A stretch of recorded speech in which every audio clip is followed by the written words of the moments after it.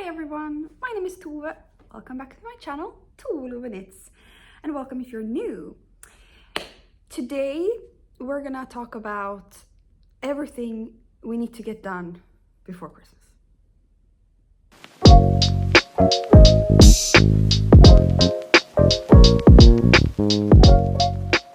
Normally, mid of November is for most people like the worst time of the year, I think. It's getting colder, it's getting grayer. If you live in north, it might not be snow yet, which it isn't at the moment, so it's really dark. If you're living somewhere further south, like Netherlands, it's still green outside, but it's getting colder, it's been getting a little bit doo-doo-doo, and it's still a long way to Christmas. However, as a knitter, this might be the busiest time of the year for most people, because this is the time where we finish all our whips to get ready for Advent season and exciting new yarn. So also for me. November so far has been very productive, and it's been only sweaters. So basically I have never knit so much, and I got nothing finished, but that's because all I'm knitting on is big sweaters. So November for me is really the sweater month. Then after that, in December, I'll talk about that in the end of the video. That's the moment I will have smaller whips, calm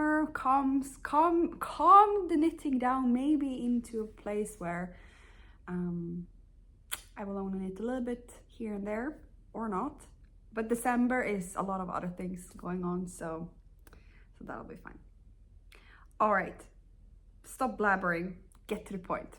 I'm wearing the Traveler's hoodie sweater by Andrea Mauri.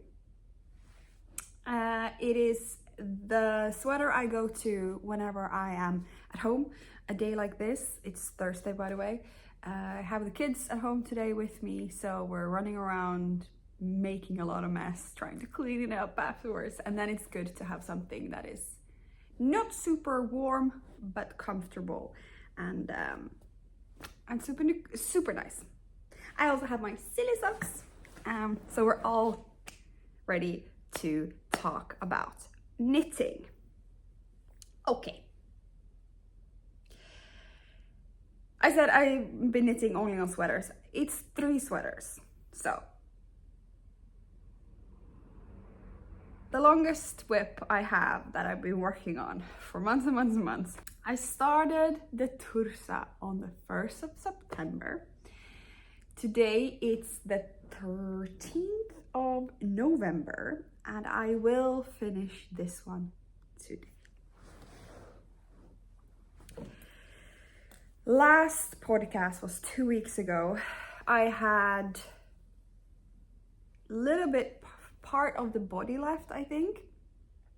Then some stockinette knitting, rib, neckline, sleeve rib. Those were the points that I had left. Here we are. We have finished the body. Needs a block, 100% aware of that. But we finished the body. We did some stockinette. And I thought I needed to do a lot of stockinette because it felt like it didn't get the length that I need for it to become like an oversized jacket almost. But I didn't actually need much. I needed exactly like the pattern said I needed. And then I did a little bit of a 2x2 rib. Finished it off with a stretchy bind off, not an Italian, not a sewn. The bind off I used on the hem was you knit in the pattern. So whenever it's a knit stitch, you knit. Whenever it's a purl stitch, you purl. And so you knit 2, and then you do no, you don't do an SSK, but you move them over and you knit through the back loop. And then you knit or purl whatever stitch comes next, you move it over, you do 2 together in the back loop.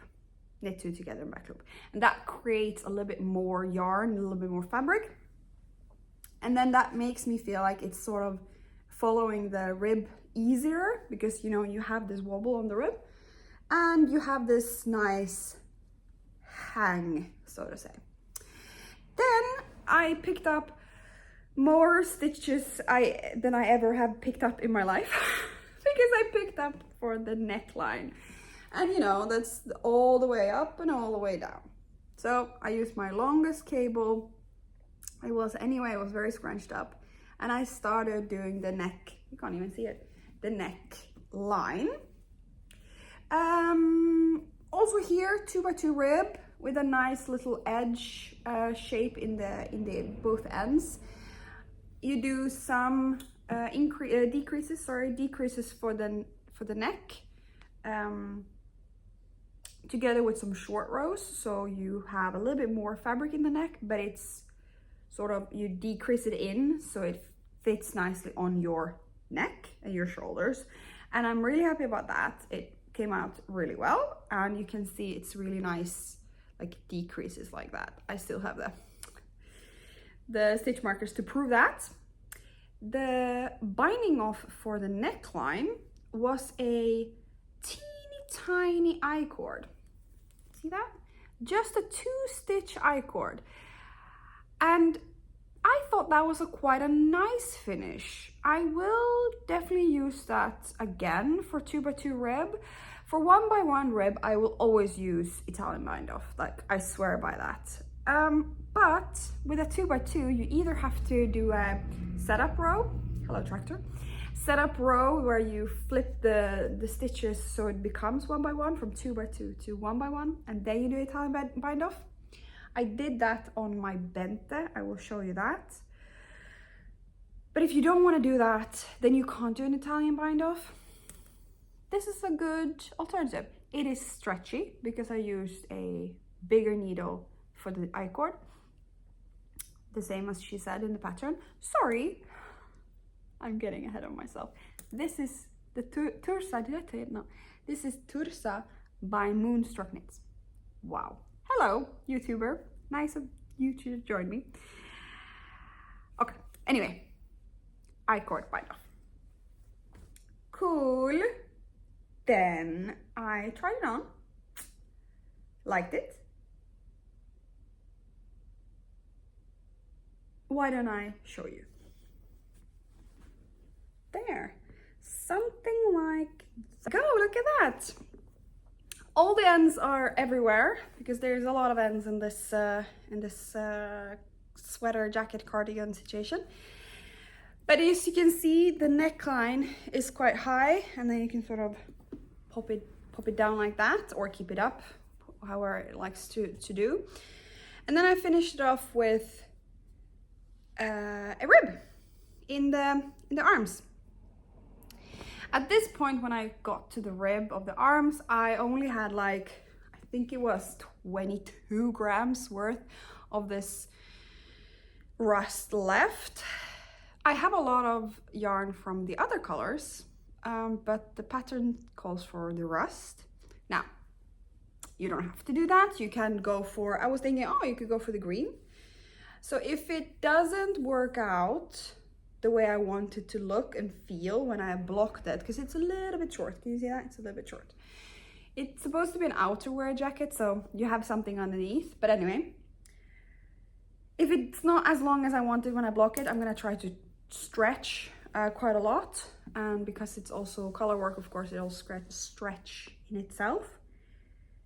I think I will be bold and remove the rust and put the green and put it a little bit longer. What do you guys think? Should I do that? Let's see. Okay, so I did one arm. Look at that. Oh, so many ends. We'll get to that one point as well. And now I started on the other sleeve. And and I really only have this amount left. So what I did when I had the ball left, I weighed it, I split it in half completely, and I know at least I get the same amount of rib, sleeve, arm, ending on both arms. But yeah, I'm really excited about the blocking on this one because I think it's gonna work well in the advantage of the garment. So today I will finish it. This afternoon I will finish the rib, finalize, bind off, because on the bind off on this one, I'm just doing a normal bind off.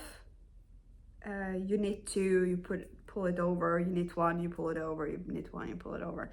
In pattern, but still just a simple bind off to just get enough, as long of a rib as possible.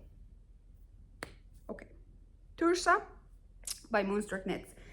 1st of September to, let's say now then, 13th of November. That is 2.5 months. That's not that long when it comes to this amount of knitting. You can see how long it is, all the way there. So I'm really proud of myself for achieving that. I'm also really proud that I can use it now because I still have some days of this weird fall weather before it becomes winter here in Holland, where I will definitely use this as a jacket. Perfect. Now there's no buttoning system here, so if I really wanted to have button, I was thinking I could do like a safety pin or something, like with one of those giant safety pins, but I'll see what I can do about that. Let's take this off. Okay, we are back. Let's talk about the second big sweater that I've been working on. I have so much stuff here that's all falling apart, falling down. It's the Rosy sweater by Lenit. Oh, look at that. This is another colorwork sweater that will definitely be blocked. You can see how rumpled it is. That's normal for colorwork with this type of yarn for sure. Oh, I'm losing stitches. Let's fix that. Okay. What I've done since we last saw each other? I don't know. Maybe I should be better at that. I don't know. But anyway, what I think was happening was that I had like half the colorwork done on the body.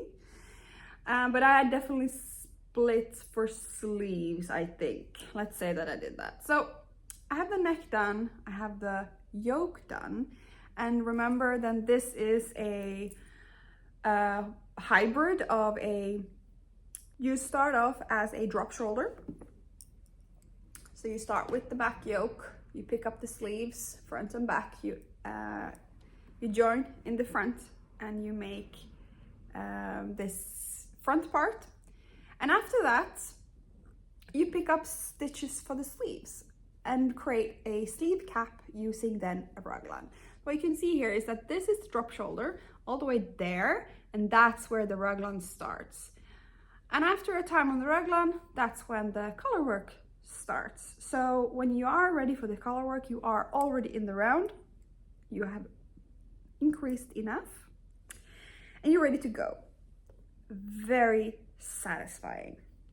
It is satisfying to do drop shoulder to start with because I think the technique is quite nice. You don't have a lot of stitches and you start, it's quite technical when you have pick up stitches here and there, but it's interesting, let's say it like that. At the moment of you are done with your raglan sleeves, you let the sleeve, you put it on hold basically. So that's where this one is. And you finish up the body, colorwork body. And this is where I am right now. And I did a couple of rounds also on the white.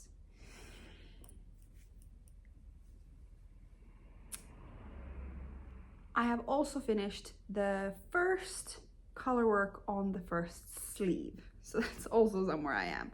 And then I did a little bit, it was what was left of the white ball, I did that as well. So I'm sort of the same place on both body and first arm. My plan is to now do the second arm color work, number 1, done, where I'm then left with only white for a bit. I'm going to a restaurant today with one of my friends, and we're gonna have a meat night. We're gonna eat meat and knit. That's what people do, right? So therefore, I think if I continue this color work until that's done, because that you have to look at a chart, then I'm only here with the white, then I can sit, knit, eat, chat tonight. I am so in love with this, and every time I pick it up I go, woo, so nice.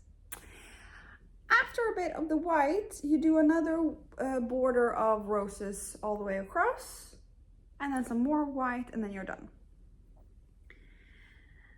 The color work is a lot, not a lot, but it's chart and it's not predictable. The color work on the tursa is predictable, and you know it by heart when you have done a couple of diamonds. Here you really have to pay attention and follow the chart. But other than that, it's quite repetitive, as you see, so it repeats every so and so rows or stitches. So yeah, it is color work. What can I say? It's color work. But I'm really happy about it. It is perfect in the fit, I think. I haven't actually tried it on after I split for the sleeves, because I sort of don't need to, I think. It's not as oversized as the pattern was set out to be, which I like. It's not like super cramped, I think. Good. That's that. We have a plan.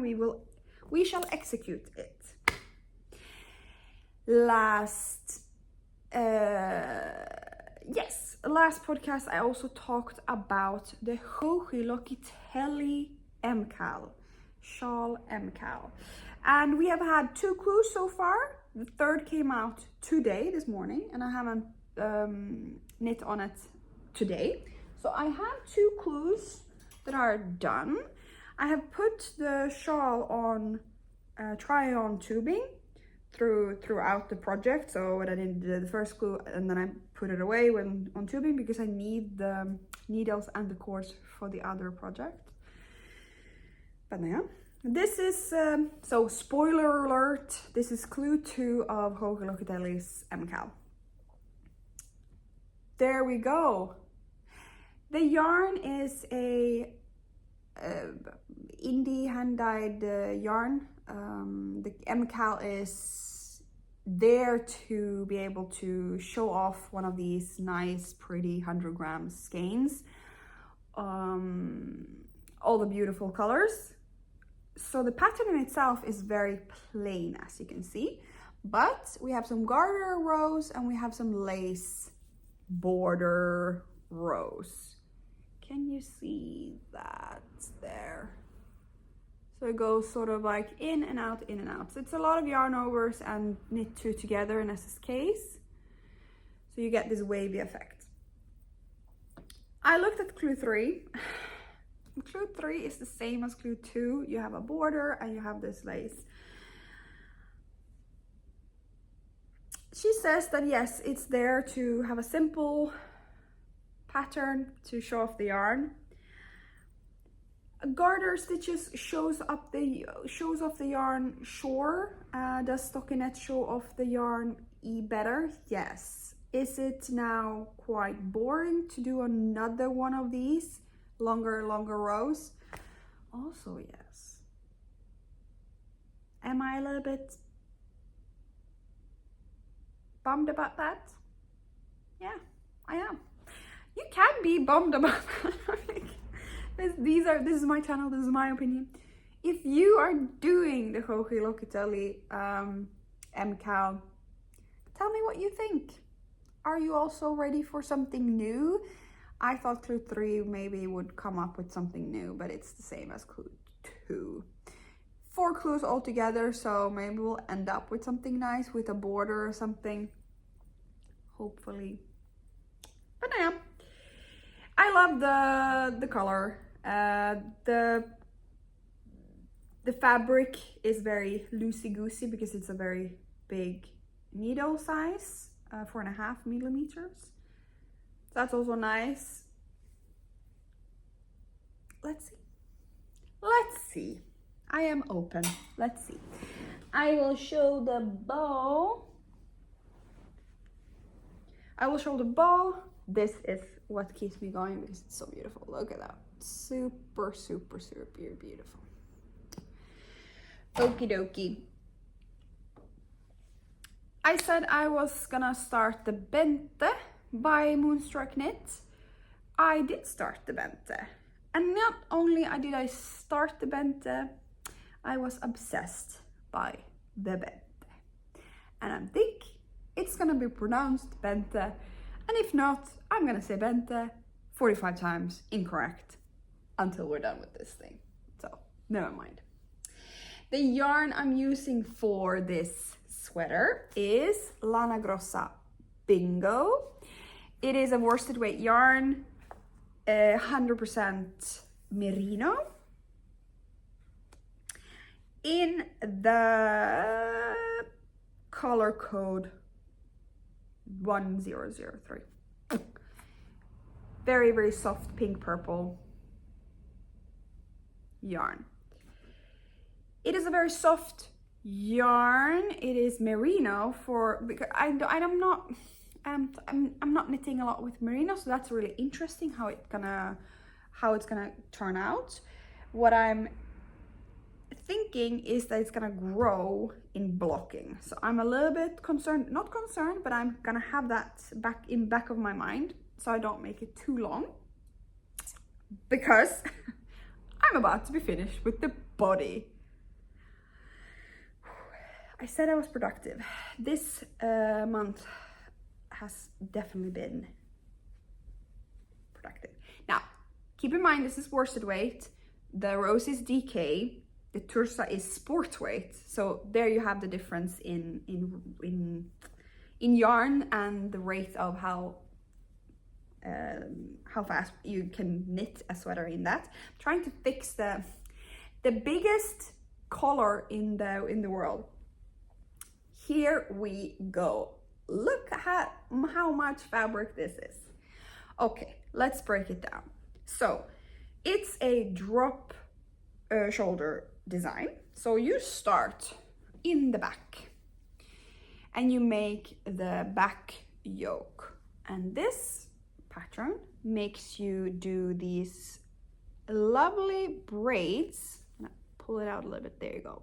Lovely braids in the side of each yoke. So there you go. And then you continue the back until there. You see where the end of the braid is? Okay. Then you pick up the stitches along this edge, of course, and you do the front piece. See the front piece? There we go. Front, front, front, front, front. And the other one, front, front, front, front. Oh, the other one. Front, front, front, front, front. You join it together and you knit on the front a little bit. How do I do that now? Yep, there you go. Also with these edge braids. At this point, you join in the round, and as soon as I was done with a ball in the round, I did the collar, because I wanted to see how I wanted that to fit, or how that would look like. The pattern has the two options of a crew neck, so a very short collar or neck, and a big collar. And I was drawn to the big collar. One, because I did that once with the Vandre sweater, and I liked that feel now in the winter. But the Vandre is very, very big, and this one is not going to be that big. So I don't have a big collar for like going to the office or anything. So I wanted to try that if I liked that. So far, I do like that. She makes you make this collar using 3 different needle sizes to get like you start smaller and you go up, so you have this extra material to pull it over. That makes it fall or sit very nicely. Okay, cool. And then I'm now working on the body. I reached the amount, oh yeah, sorry, yeah, in the body, we have to talk about body. Now, Natasha Hornby, I did a class or two, a class with her at the retreat I went to in June, where she talked about a technique she does for many of her patterns I now understand, and that is to really get the fit of the female body as best as you possibly can. We had some exercises how to, of course, like measure yourself, and one of the measurements you had to do was to do from your like top of your shoulder down on the front and down on the back. And if you have a difference in the back versus the front measurement of more than like 3 centimeters, I think she said, she's gonna give you an option to do bust darts. And that is just really to get a little bit more fabric on the front for your bust in order for the hem to sit straight. Because if you have something that comes out, then it tends to lay a little bit like a little bit higher in the front. Now that is also a design feature, and you can prevent that by, for example, splitting the hem in the end and so on. But what she does is she gives this option to do bust darts. I did bust darts, and you can see that, and that's basically just short rows to give a little bit more fabric.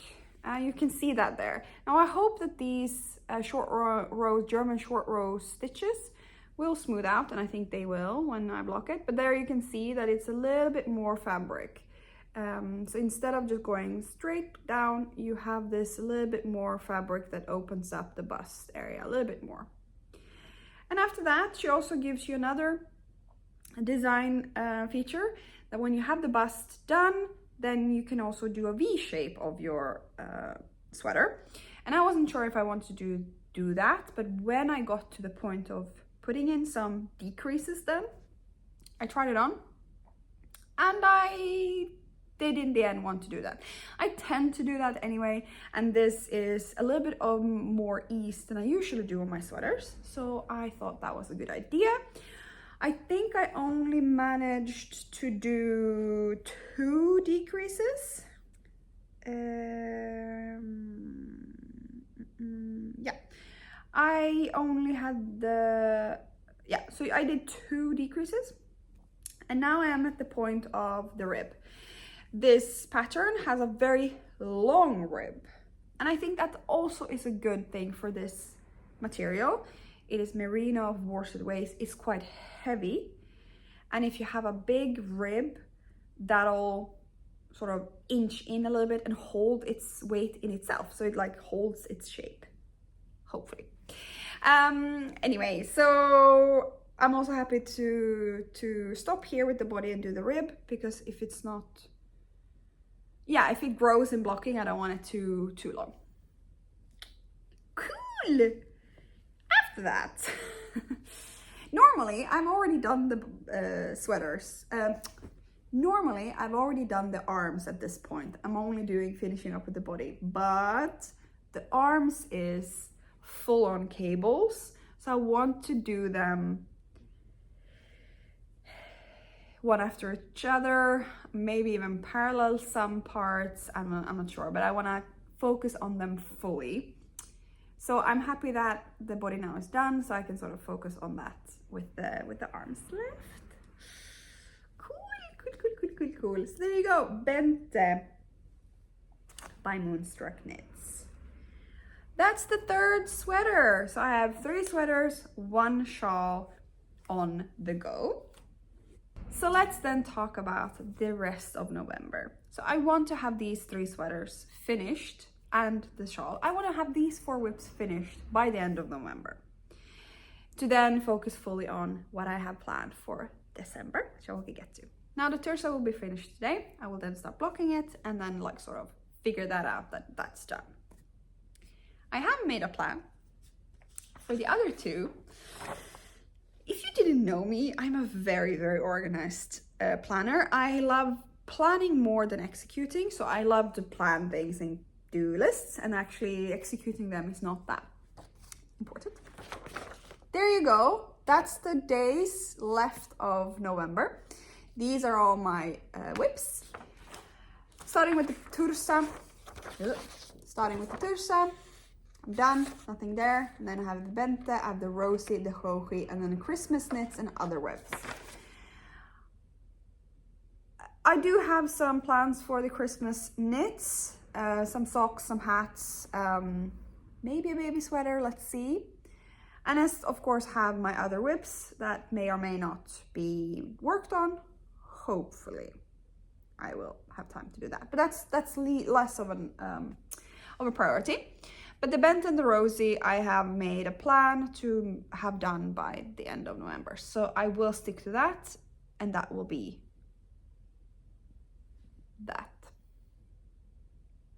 Cool. Now, because if I have this ready in November, first of all, there will be a lot of yarn going out of my stash for November, which is great because I just added the Advent yarn into my stash of November. So I'm plus 480 yarn, 80 grams straight away, which is great, but now. So that will be a lot of grams out of my stash, which is great for the end of the year sort of count. Perfect.